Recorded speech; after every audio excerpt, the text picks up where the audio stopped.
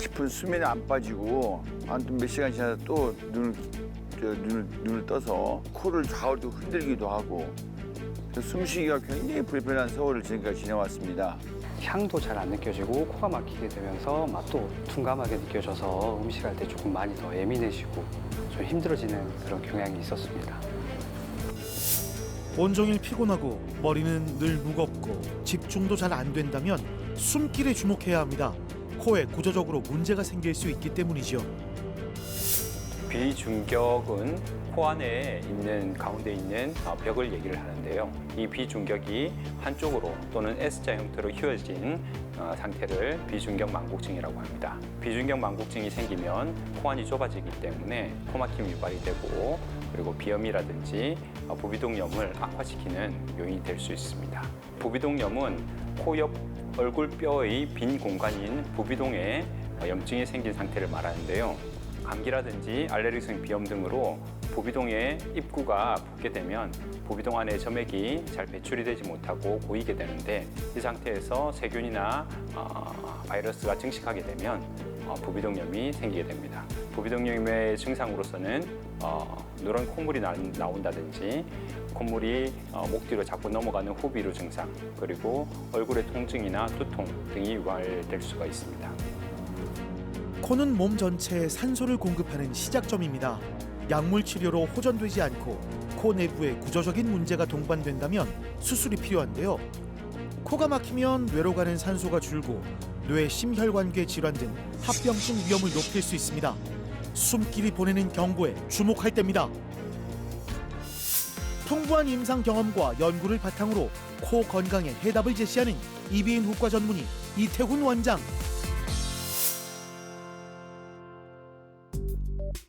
한 번의 실패는 두 번째 도전을 망설이게 합니다.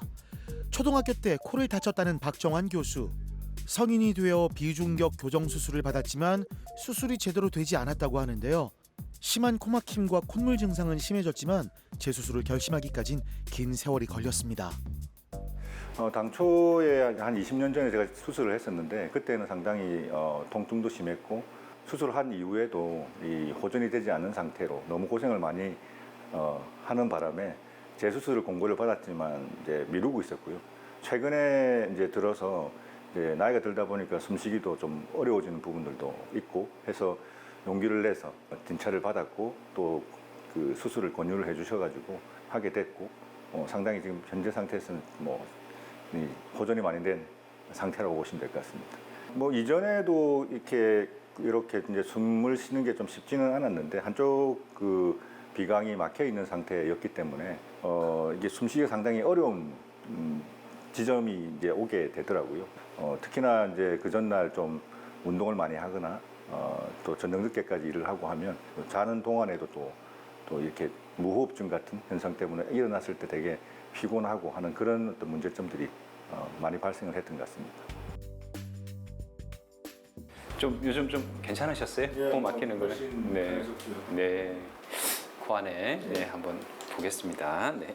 원래 구멍 있던 거는 잘 막혔고 코 안에 중격도 똑바르게 잘 되고 콧물 약간 있지만 불편하실 때 한 번씩 세척하시면 되고 코 모양은 보고 얘기하는 사람들은 없던데. 아니 인상 부드러워졌다고.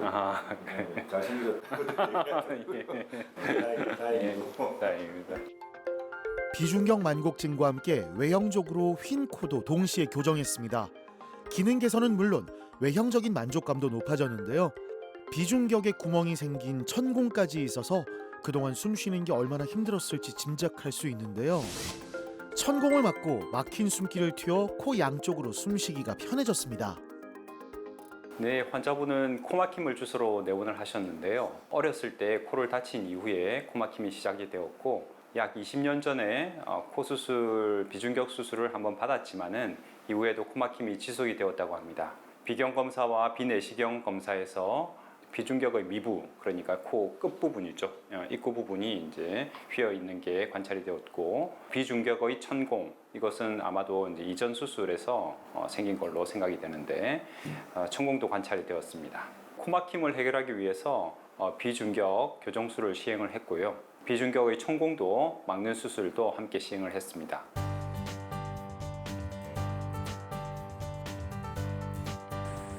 편해진 숨, 한결 가벼워진 몸. 오랜 기다림 끝에 이젠 일상도 한결 여유로워졌습니다. 왜 이렇게 늦게까지 기다렸나, 미루었나 지금 뭐 그렇게 생각을 하고 있고요. 다른 것보다 숨쉬기가 아주 편해져가지고 일상생활 하는데도 그렇고 뭐 아침에 일어났을 때 피곤함도 좀 덜해진 뭐 수술이 아주 잘 된 것 같습니다. 일상적으로 뭐 활동이 아주 많은 건 아니지만 일상생활을 할 때 호흡을 하는 데 있어서 훨씬 더 편해진 거는 맞고요. 그다음에 이전보다 좀 더 활발하게 이제 운동이나 이런 것들을 할 수 있는 점이 상당히 좋은 것 같습니다. 뭐 개인적인 목표가 있지만 이제 코 수술 이후에 숨 호흡하기가 뭐 상당히 편해졌기 때문에 조금 더 활동적인 운동을 시작을 해볼까라고 생각을 하고 있습니다. 사실 비중격 수술의 재수술은 상당히 난이도가 높은 수술에 속하는데요. 왜냐하면 점막을 들어 올릴 때 이전 수술의 영향으로 점막의 유착이 많이 생기기 때문에 점막을 들어 올릴 때 잘 찢어집니다.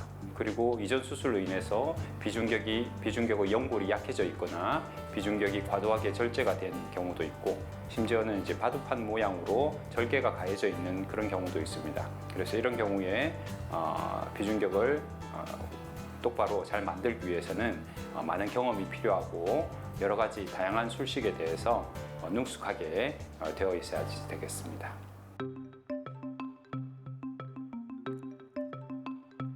과거 축농증 수술을 받았던 정성규 씨. 처음엔 증상이 좋아졌지만 시간이 지나며 다시 나빠졌습니다. 내원 당시엔 코로 숨쉬기조차 힘든 상태. 급하게 항생제 치료부터 시작했는데요.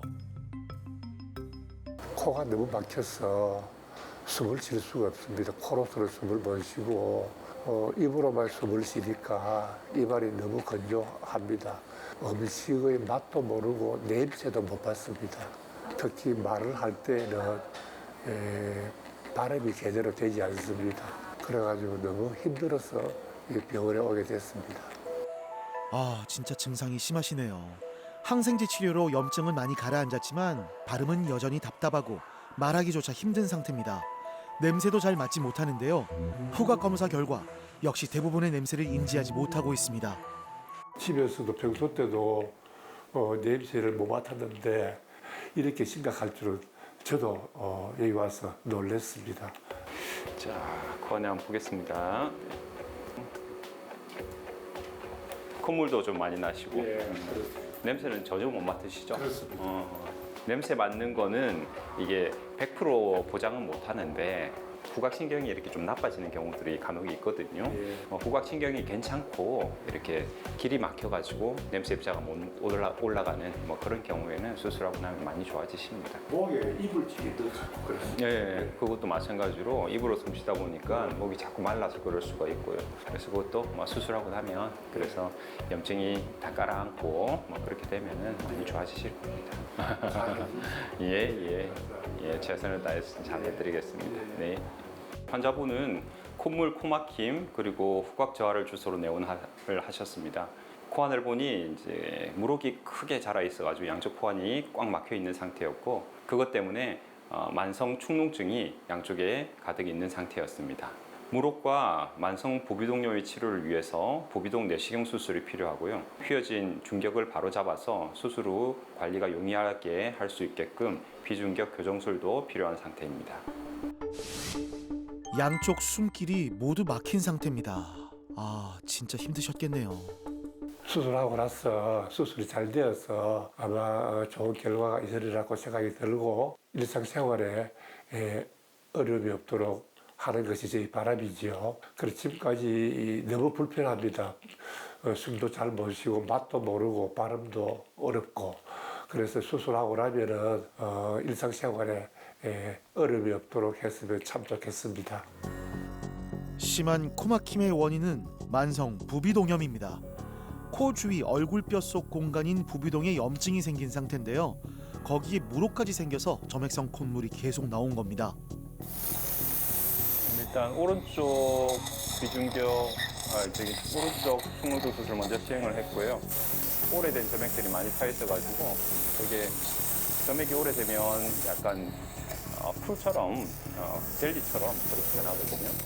그거로 이제 제거를 하는데 조금 시간이 걸렸고, 자 이제 전두동 쪽에 수술을 하기 위해서 각도 내시경 30도 각도 내시경으로 바꿔가지고 이제 위쪽으로 보면서 이제 수술을 하게 됩니다.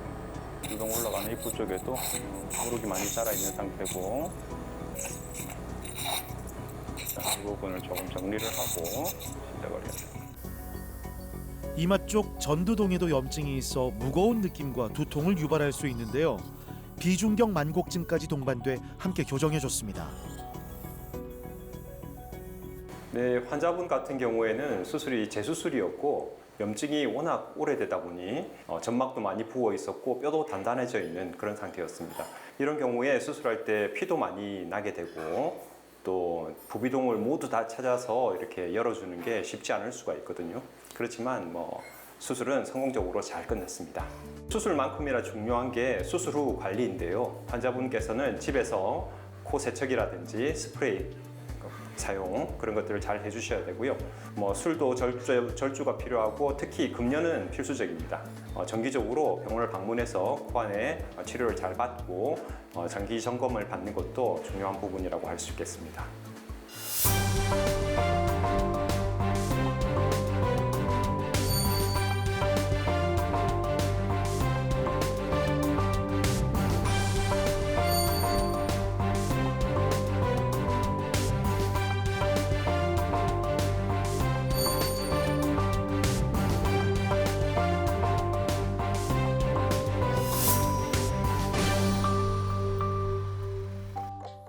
대형 트럭을 운전하는 장철봉 씨. 운전 중 졸음을 피하는 게 중요한데 수면을 제대로 취하지 못해 만성 피로와 두통에 시달렸습니다. 무엇보다 숨쉬기가 힘들었다는데요. 밤에 잘 때 이게 편안히 누워 있으면은 한쪽 코가 지금 막혀 있어서 숨쉬기가 굉장히 불편합니다. 그래서 손을 가지고 코에 대서 이렇게 막 들기도 하고 그래서 깊은 수면에 안 빠지고 한 몇 시간 지나서 또 눈을 떠서 코를 좌우로 흔들기도 하고 숨쉬기가 굉장히 불편한 세월을 지금까지 지내왔습니다.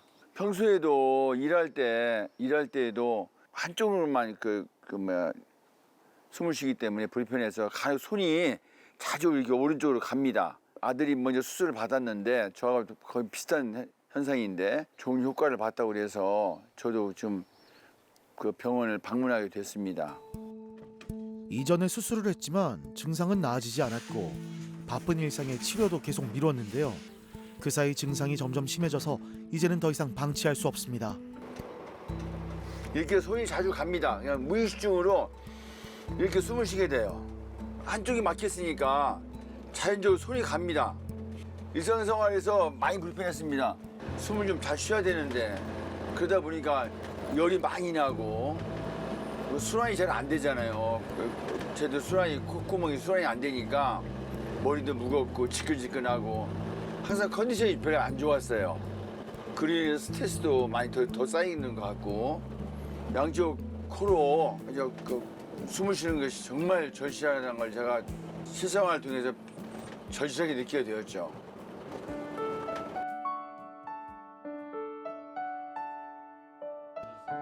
치료를 미뤄오던 아버지를 위해 아들과 손자가 함께 병원을 찾았는데요. 아들 장준영 씨는 먼저 수술을 받았고 편안한 일상을 되찾았는데요. 증상이 나아진 후 가장 먼저 떠오른 건 고생하는 아버지였답니다. 한쪽 코가 막힌 상태에서 생활을 했는데 항상 자도 피곤했고 그다음 호흡이 제대로 안 되다 보니 일상생활을 했는데 그게 개선이 될지라는 건 생각 못하고 살아왔었습니다. 저도 저희 아버지랑 같은 증상을 겪고 있었는데 이런 수술이 있다는 것을 알게 된 이후로 그 수술을 받고 나서 삶의 질이 향상된 걸 느끼고 나서부터 저희 아버지께도 권유를 해드렸죠. 제가 직접 해봤기 때문에 수술하고 나서 그 회복 기간도 그렇게 오래 걸리지 않기 때문에 향상된 삶의 질로서 사는데 더 좋을 거라고 생각해서 저희 아버지 잘하실 거라고 믿어 의심치 않습니다. 우리 아들의 손에 이끌려서 왔습니다. 그래서 저도 아들과 같이 수술이 잘 될 줄 믿어요. 원장 선생님하고 먼저 상담을 했는데 잘해주시자 믿고 오늘 좀 수술 받고자 왔습니다. 아들은 비중격 만곡증으로 수술을 받았는데요. 아버지는 어떤 상태일지 정밀 검사를 통해 코의 기능을 확인해 봅니다. 비중격이 휘어 한쪽 콧구멍이 막혀 있고 콧살인 하비갑계가 비대해져 숨길이 좁아져 있는 상태입니다. 네, 안녕하세요. 네. 일단 그 코 안에 먼저 한번 보겠습니다. 네. 뒤로 살짝 기대시면 되고. 네. 내시경으로 살펴본 코 안. 비중격이 심하게 휘어 오랜 시간 한쪽 코로만 숨쉬며 살아온 상태입니다.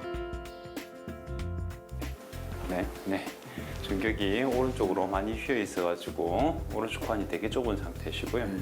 그리고 비밸브라고 하는 부분, 이 부분인데 이제 코에서 원래 제일 좁은 부분인데 이게 이제 왼쪽에 비해서 오른쪽이 상당히 좁은 그런 상태니 위쪽은 약간 이렇게 막혀 있는 상태죠. 하나 걱정은 예전에 이제 수술해서 아마 중격이 그렇죠, 벌집 모양으로 이렇게 칼집 넣는 거 그 방식이 조금 재수술할 때 조금 힘들긴 해요. 왜냐하면은 이제 그 칼집 모양으로 했는데 점막이 파고 들어가 있어가지고 점막이 이용골 안으로 이렇게 쏙 들어가 있거든요. 중격도 그 칼집 때문에 많이 약해져 있는 이런 상태셔가지고 이거를 이제 바로 세우기가 조금 쉽지는 않습니다. 그간 고생 많으셨는데 수술하고 나면 마찬가지로 많이 편해지실 겁니다. 네, 예. 아버님은 비중격 교정술과 하비각계 수술만 하면 될 것으로 생각이 됩니다. 이전에 수술을 받았지만 다행히 코 모양 정상이기 때문에 아드님과 달리 코 성형이나 비밸브 수술은 필요하지 않은 그런 상태입니다. 이제 좁아진 숨길을 열고 편안한 일상을 되찾아야겠죠.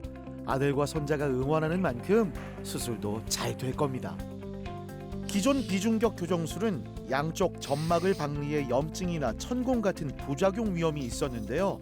그런데 이태울 원장이 개발한 수술은 한쪽 점막만 박리해 안정성을 높였습니다. 비중격 미부의 끝 2mm를 남겨 지지력을 유지하면서 연골과 뼈의 결합을 견고하게 봉합할 수 있습니다. 일단 비중격 점막을 드는데 이게 밀착이 워낙 심해가지고 좀 오래 걸렸고 중격 길이도 너무 안 맞아서 너무 많이 휘어 있어서 그 길이 조절을 하고 서로 겹쳐진 상태에서 봉합을 해서 이제 중앙으로 이동을 시켰고요. 지금 이제 비중격 교정은 됐고 이제 마무리만 하면 될 것 같습니다. 네, 환자분은 30년 전에 비중격 수술을 한번 받았던 상태였고요. 그것 때문에 점막의 유착이 상당히 심한 그런 상태였습니다. 점막을 분리하고 들어 올리는데 상당히 애로사항이 많았고 비중격 연골도 많이 약해져 있는 상태였습니다. 그래서 수술이 좀 힘들었는데 비슷한 경험을 많이 해봤기 때문에 수술을 성공적으로 잘 마칠 수 있었습니다.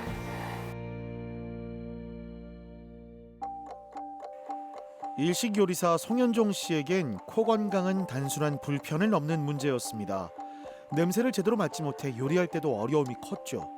밤엔 코막힘으로 숙면이 어렵고 늘 피로한 상태였고요. 코가 막히게 되면은 일단 제가 요리를 하면서 맛이랑 향이 정말 중요한데 향도 잘 안 느껴지고 코가 막히게 되면서 맛도 좀 둔감하게 느껴져서 음식할 때 조금 많이 더 예민해지고 좀 힘들어지는 그런 경향이 있었습니다. 편도도 많이 붓게 되고 그렇다 보면은 코도 많이 아프고 수면의 질도 너무 많이 떨어져가지고 아침에 일어났을 때 정말 많이 피곤했었죠. 중격이 이렇게 똑바로 돼 있어야 되는데 이게 이제 왼쪽으로 이렇게 휘어 있는 그런 상태거든요. 똑바로 돼 있지 못하고 이게 이만큼 이렇게 튀어나와 있는 그런 상태입니다. 전반적으로 이제 뭐 삶의 질 같은 거 뭐 이런 것들도 사실은 코로 숨 쉬는 거, 그다음에 수면 뭐 이런 것들이 영향을 미치거든요. 일단 그냥 좀 지내시면 될 것 같고 말레리 비염도 없고 하니까 혹시라도 이제 수면 무호흡증이나 또 이런 거 좀 있다. 코골이가 너무 심해졌다. 그런 거 있으면 와가지고 수면 검사 한번 해보도록 그렇게 하시죠. 와, 같은 코안이 맞나요? 수술 전 꽉 막혀있던 숨길이 뻥 뚫렸습니다. 네, 환자분은 잦은 코막힘과 구강호흡을 주소로 내원을 하셨는데 비중격이 좌측으로 많이 휘어져 있는 상태였습니다. 좁아진 코안을 넓히기 위해서 비중격을 바로 펴는 비중격 교정술을 시행을 했었고요. 알레르기성 비염 등으로 커져 있는 합의갑계를 줄이기 위해서 합의갑계 교정술을 함께 시행하였습니다. 환자분의 비중격이 앞뒤로 그리고 상하로 이렇게 3차원적으로 휘어져 있었기 때문에 이런 경우에는 일반적인 비중격 수술 방법으로는 교정이 좀 쉽지가 않습니다. 그래서 제가 개발한 L자 비중격 교정술을 사용해서 교정을 잘 했던 케이스입니다.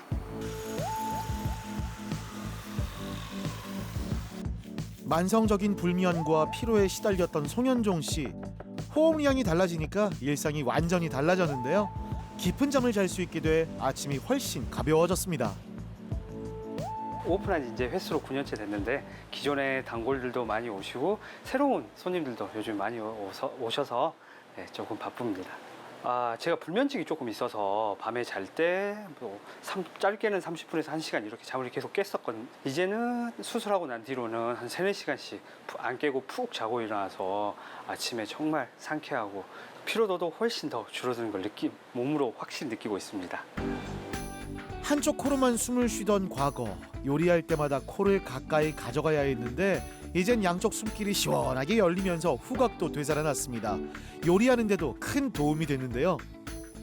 수술하기 전에는 왼쪽은 거의 다 막혀 있었고요. 오른쪽으로만 거의 숨을 쉬고 있었는데 수술하고 나니까 제가 그 전에는 10% 정도밖에 사용을 못하고 있었구나. 그리고 수술하고 난 뒤로 정말 코가 양쪽이 뻥 뚫리고 난 걸 보고 정말 신기했었습니다. 이 가게를 혼자 하다 보니까 혼자서 주방에서 더운 주방에서 일을 하다 보니까 일하는 강도가 조금 많이 힘들었었죠. 코가 뻥 뚫리면서 숨도 원활하게 잘 쉬어지면서 그 전보다 피곤함이 좀 많이 줄어든 것 같습니다. 음식을 그 전에는 이제 가까이 가서 이렇게 냄새를 많이 맡았었는데 이제는 이제 멀리서도 향이 잘 느껴져서 일하는데 훨씬 더 수월하게 느껴지고 있습니다. 그래서 요리의 스펙트럼이 조금 더 늘게 돼가지고 손님들한테 다양한 요리를 할 수 있게 돼서 많이 행복하고요. 지금처럼 손님들이 오셔서 즐겁고 맛있는 음식 먹으면서 좋은 추억을 많이 남길 수 있는 그런 가게로 되었으면 좋겠습니다. 네. 두통과 만성 피로로 당신의 일상이 무너지고 있진 않나요? 지금 필요한 건 몸이 진짜로 쉬는 제대로 된 호흡입니다. 수술이 두렵다고 아니면 한 번 수술에 실패했다고 불편함을 참는 사람들이 많은데요. 정확한 진단과 치료로 뻥 뚫린 하루를 맞이하길 바랍니다. 우리 질환이 있을 때 약물 치료 같은 내과적 치료가 우선됩니다만 거기에서 실패한 경우에 수술 치료를 고려를 하게 됩니다. 그런데 수술을 너무 미루다 보면 수술의 범위가 커지기 때문에 수술이 오래 걸리고 또 난이도가 올라가면서 수술의 결과가 좀 좋지 않을 수가 있습니다. 그리고 첫 수술에 비해서 재수술은 훨씬 더 어렵기 때문에 수술을 받을 때는 언제 어디서 받을지를 신중하게 결정해야 되고 수술 이후에도 재발을 막기 위해서 관리를 철저히 잘 해야 되겠습니다.